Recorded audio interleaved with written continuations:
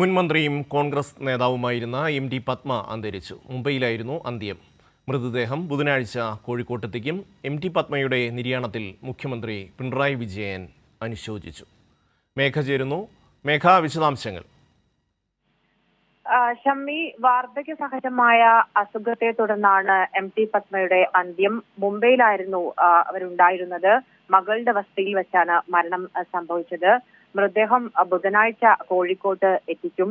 കേരള മന്ത്രിസഭയിലെ മൂന്നാമത്തെ വനിതയായിരുന്നു എം.ടി. പത്മ. അതിനൊപ്പം തന്നെ എ.കെ. ആന്റണി, കരുണാകരൻ മന്ത്രിസഭയിലായിരുന്നു ഫിഷറീസ് മന്ത്രിയായി പ്രവർത്തിച്ചത്. കൊയിലാണ്ടിയിൽ നിന്നുള്ള നിയമസഭാ അംഗമായി 2 തവണ എത്തുകയും ചെയ്തു.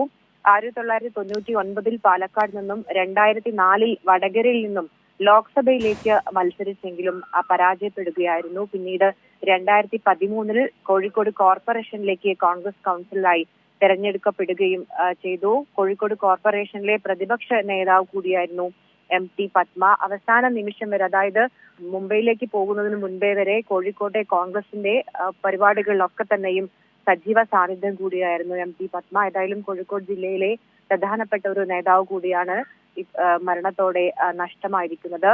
സംസ്കാരം സംബന്ധിച്ച തീരുമാനം ആയിട്ടില്ല. മേഘയാണ് വിവരങ്ങൾ നൽകിയത്.